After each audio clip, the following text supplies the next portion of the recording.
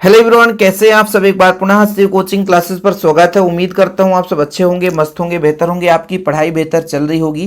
Class 11th physics में आपका chapter 4 चल रहा है, जिस चैप्टर का नाम बच्चों गति का नियम और संवेग से संबंधित आज एक महत्वपूर्ण प्रश्न लेकर आया हूं, जिसे आप लोगों को एग्जाम के लिए तैयार कर लेना है। प्रश्न देखिए बच्चों, दो वस्तुएं समान वेग से गतिमान है तो भारी वस्तु का संवेग हल्की वस्तु के संवेग से अधिक होता है, क्यों? आप लोगों को प्रूव करना है। बिल्कुल सिंपल है। क्या प्रूव करना है कि मान लीजिए दो वस्तु है, एक भारी और एक हल्की है, तो इसमें यह बताना है कि जो भारी वस्तु है उसका संवेग अधिक है और हल्की वस्तु का संवेग कम है, जबकि दोनों का वेग समान है। तो हम मान के चलते हैं, माना भारी वस्तु का द्रव्यमान स्मॉल m1 और बच्चों हल्की वस्तु का द्रव्यमान स्मॉल m2 है। हम दो वस्तु लेकर चल रहे हैं, एक भारी और एक हल्की, जिनका द्रव्यमान क्रमशः m1 और m2 है। मतलब भारी वस्तु का द्रव्यमान m1 है और हल्की वस्तु का द्रव्यमान m2 है।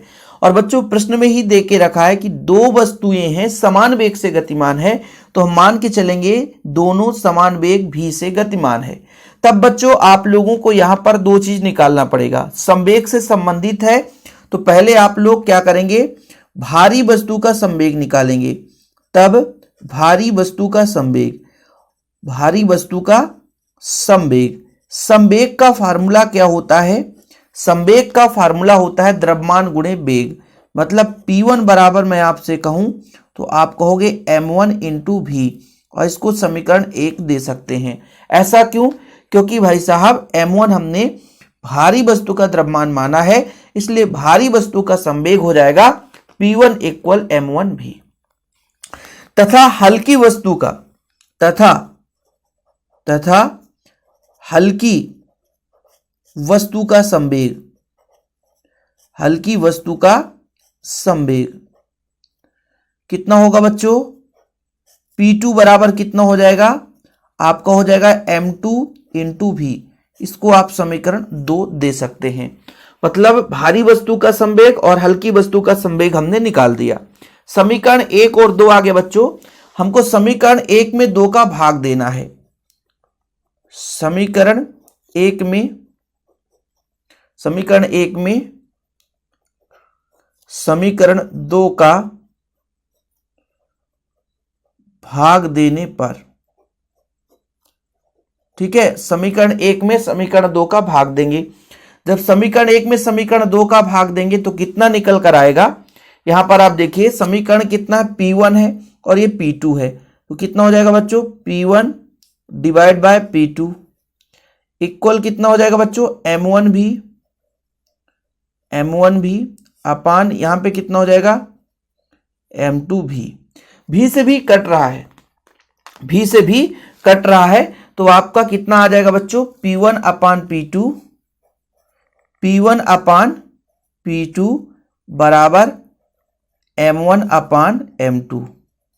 ठीक है, अब यहां पे आप लोगों को थोड़ा समझना पड़ेगा।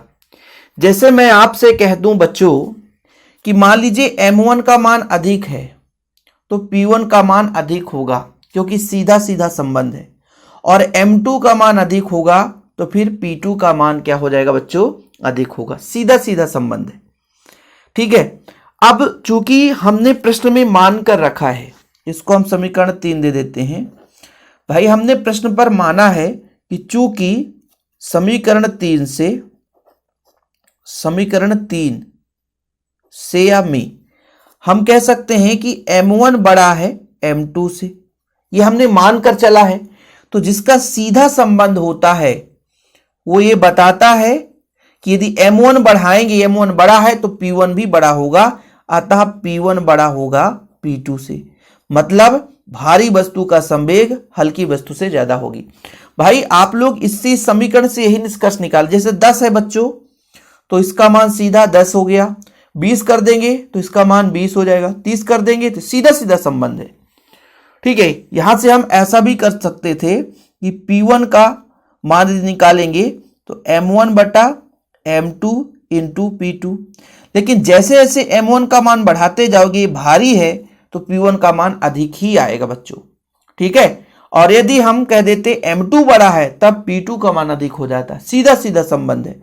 तो इससे निष्कर्ष निकला कि यदि वस्तु भारी है तो उसका संवेग क्या होगा, अधिक होगा। तो लास्ट में आप लोग लिख लेंगे कि इस प्रकार वेग समान होने पर भारी वस्तु का संवेग हल्की वस्तु के संवेग से अधिक होता है। मतलब इस समीकरण से प्रूफ हो जाता है और उम्मीद करता हूं कि आसानी से आप लोग एग्जाम में लिख भी लेंगे।